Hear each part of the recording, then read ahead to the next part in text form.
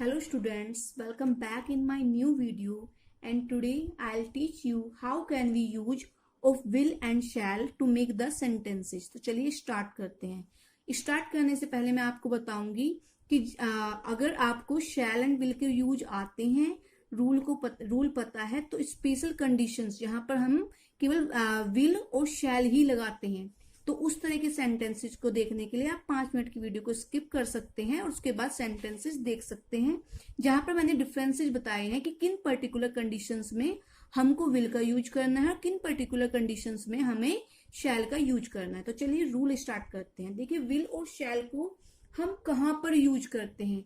जिन sentences के last में गा, गी, गे ये सब शब्द आते हैं, तो वहां पर हम विल और शैल का यूज करते हैं। देखिए, फॉर एग्जाम्पल, राम गाना गाएगा, तो यहाँ पर इसके लास्ट में गा आ रहा है, गाएगा, तो यहाँ पर हम विल या शैल में से किसी एक का हेल्पिंग वर्ब का यूज करेंगे। अगर मैं बोलती राम गाना गाता है, तो ये गाता है, this is the present indefinite, यहाँ पर ये फ्यूचर इंडेफिनिट नहीं है, तो यहाँ पर हम विल या शैल का यूज नहीं करेंगे।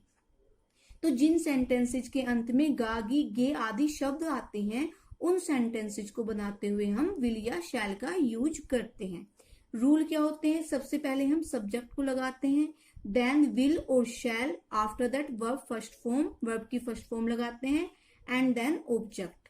अब इसमें जब सब्जेक्ट आई या वी में से हो, आई मीन्स मैं, वी मीन्स हम, तो वहां पर हम शैल का यूज करते हैं और बाकी सबके साथ हम विल का यूज करते हैं। फॉर एग्जाम्पल, तुम अपने मित्रों की सहायता करोगे, you will help your friends. मैं आज यह पुस्तक पढ़ूंगा, मैं सब्जेक्ट क्या है इसमें? मैं, आई। अब आई के साथ हमें क्या हेल्पिंग वर्ब लगानी है? ये हेल्पिंग वर्ब होती है, विल, शैल, डू, डज, ये सब हेल्पिंग वर्ब होते हैं। हेल्पिंग वर्ब मीन्स जो हमें टेंस के बारे में बताती है कि ये कौन सा टेंस चल रहा है, प्रेजेंट चल रहा है, पास्ट चल रहा है, और ये रीड, हेल्प, ये सारी की सारी मेन वर्ब होती है। तो आई शैल हेल्पिंग वर्ब का यूज किया, क्योंकि आई सब्जेक्ट है, आई शैल सब्जेक्ट आई है, और आई के साथ हम क्या लगाते हैं? शैल लगाते हैं। आई शैल रीड दिस बुक। वे तुम्हारी सहायता करेंगे, वे की क्या होती है? दे, और दे के साथ क्या लगाना है? विल, क्योंकि केवल आई और वी के साथ शैल का यूज करते हैं। They will help you. चलिए, ये सिंपल टाइप के सेंटेंसेस थे। अब हम देखते हैं नेगेटिव सेंटेंसेस में। नेगेटिव सेंटेंसेस का मीन होता है जो जिनमें काम नहीं हो रहा होता है। फॉर एग्जाम्पल, हम तुम्हारी सहायता नहीं करेंगे, वह नहीं आएगा।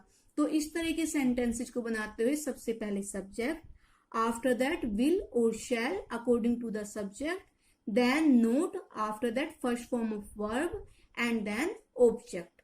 फॉर एग्जाम्पल, वह नहीं आएगा, वह सब्जेक्ट, ही के साथ विल एंड विल के साथ नोट, ही विल नॉट कम।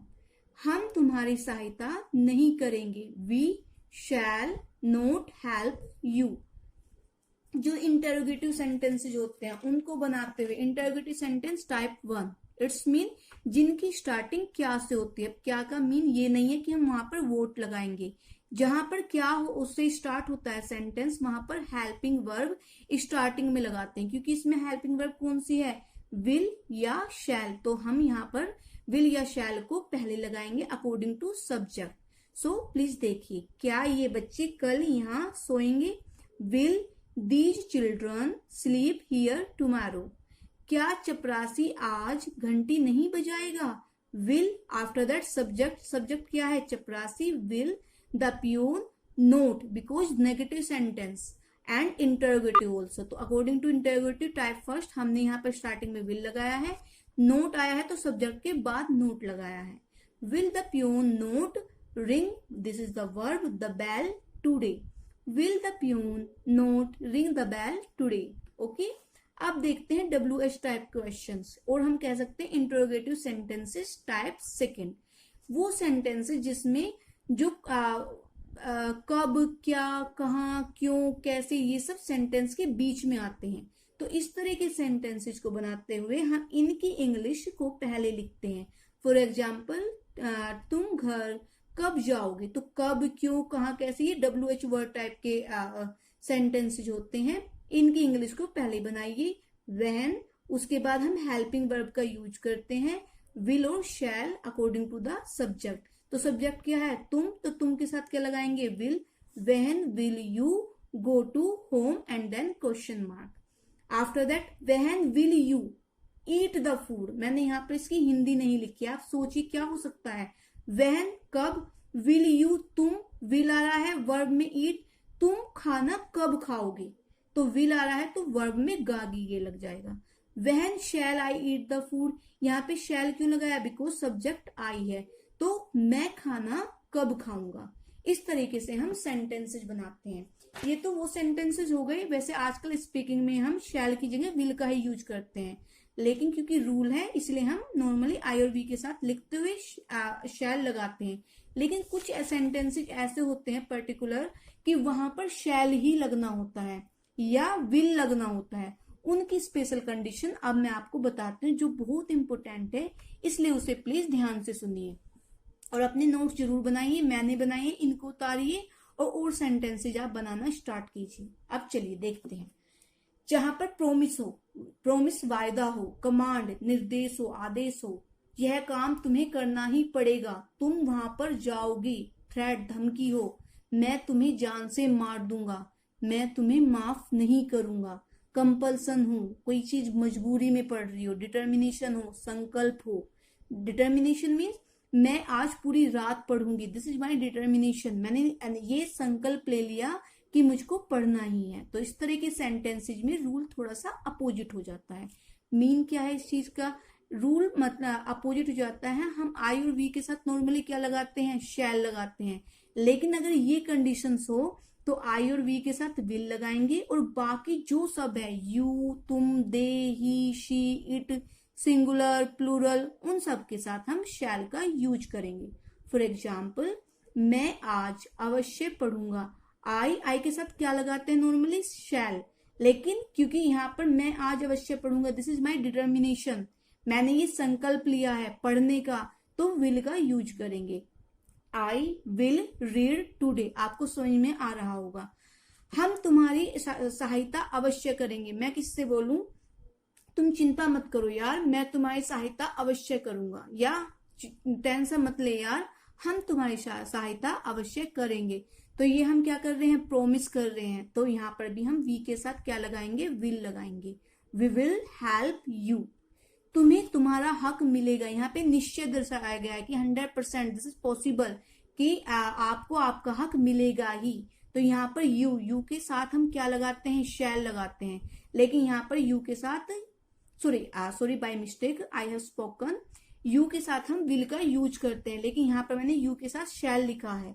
क्यों, क्योंकि यहाँ पे रूल अपोजिट हो जाते हैं। You shall get your right. अब देखिए कुछ कंडीशंस यहाँ पर हम शैल का यूज करते हैं। सजेशन के लिए, सजेशन होता है सुझाव, कुछ पूछने के लिए, सुझाव के लिए, किसी को कोई सजेशंस दे रहे हूं, वहां पर हम शैल का यूज करते हैं। जैसे कि फॉर एग्जाम्पल, क्या मैं ये साड़ी खरीद लूं, आपकी मतलब जो भी वीडियो बच्चे देख रहे हो, आपसे कोई आपके पेरेंट्स या कोई सिस्टर वगैरह कोई सजेशन मांगती है, क्या मैं ये पर्स खरीद लूं, क्या मैं आज ये लंच बॉक्स ले लूं, मार्केट में आप गए हुए हो, तो इस तरह के सजेशंस के लिए हम शैल का स्टार्टिंग में यूज करते हैं। क्या मैं खिड़की खोल दूं, ये कुछ पूछ रहे हैं, कुछ पूछने के लिए हम शैल का यूज करते हैं। ठीक है, तो क्या अब हम जाएं, ये पूछा जा रहा है, शैल वी गो नाउ। क्या मैं ये साड़ी खरीद लूं, ये पूछा जा रहा है, आस्क कर रहे हैं, shall I purchase this sari, इस बक्से को उठाने में मदद करूं।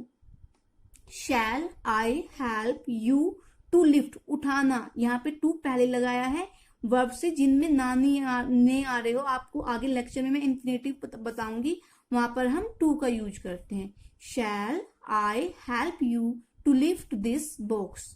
अगर किसी को ऑफर दे रहे हो कि क्या मैं तुम्हारे लिए चाय बना दूं, ये एक ऑफर दिया जा रहा है, क्या मैं तुम्हारे लिए डिनर प्रिपेयर कर दूं, क्या मैं तुम्हारे लिए काम कर दूं, तो इस तरह के सेंटेंसेज में भी हम शैल का यूज करते हैं। अब आप देखो यहाँ पर गागी गे आना जरूरी नहीं है, हमें कंडीशंस याद करनी है। सुझाव देने के लिए, क्या मैं खिड़की बंद कर दूं, क्या मैं यह किताब खरीद लूं, क्या मैं तुम्हारे बच्चे को पढ़ा दूं, क्या मैं एक नई साड़ी खरीद लूं, इस तरह के सेंटेंसेज में भी हम without thinking you can use shall. क्या मैं तुम्हारे लिए चाय बना दूं? Shall I make tea for you. आगे देखिए, फॉर आस्किंग समथिंग, जो मैं आपको पहले भी बता चुकी हूँ, सुझाव के लिए, पूछने के लिए हम शैल का यूज करते हैं। यह बैग मैं कहाँ रखूं, ये पूछ रहा है, तो यहाँ पर कहाँ, ये WH वर्ड टाइप के क्वेश्चंस हैं, तो यहाँ पर सबसे पहले इसकी बनाएंगे इस तरह के क्वेश्चंस में। Where shall I put this bag, मैं यह कैसे करूं। हाउ, कैसे क्या होती है, हाउ शैल आई के साथ क्या है, शैल डू दिस। तो इस तरह के सेंटेंसेज में हम शैल का यूज करते हैं। अब देखिए, मैंने कुछ सेंटेंसेज इंग्लिश में बनाई हैं, आप इनको हिंदी में एक बार सोचिए। शैल आई आस्क हर नेम, क्या हो सकता है, सोचो। शैल आई आस्क हर नेम, क्या मैं उससे उसका नाम पूछूं। इस तरह के सेंटेंसेज में जरूर नहीं है गा गी आ रहे हैं, ये क्या है, हम पूछने के लिए, क्या मैं उससे उसका नाम पूछूं। Shall we turn on, turn on अगर एसी को चलाना हो, आपको कूलर को चलाना हो, तो उसके लिए टर्न ऑन बोलते हैं। Shall we turn on the cooler, क्या मैं कूलर चला दूं। We are feeling very hot, normally बोलते हैं गर्मी में, मुझे बहुत गर्मी लग रही है, क्या मैं कूलर चला दूं। Shall we turn on the cooler, we are feeling very hot.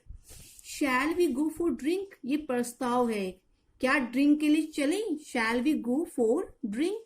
No person shall smoke in this room, ये एक ऑर्डर है, ऑर्डर के लिए भी हम किसका यूज करते हैं, शैल का यूज करते हैं। कोई भी आदमी यहाँ पर इस रूम में स्मोकिंग नहीं करेगा। इट्स वेरी कोल्ड, बहुत ठंड है आज। शैल आई शट द विंडो, क्या मैं विंडो बंद कर दूं। मैंने आपको पहले ही बताया, कुछ पूछने के लिए, कुछ प्रस्ताव रखने के लिए, सुझाव देने के लिए हम शैल का यूज करते हैं। What shall we do now, मैं अब क्या करूं, ये भी पूछा जा रहा है। Where shall put this pen, यह पेन कहाँ रखूं।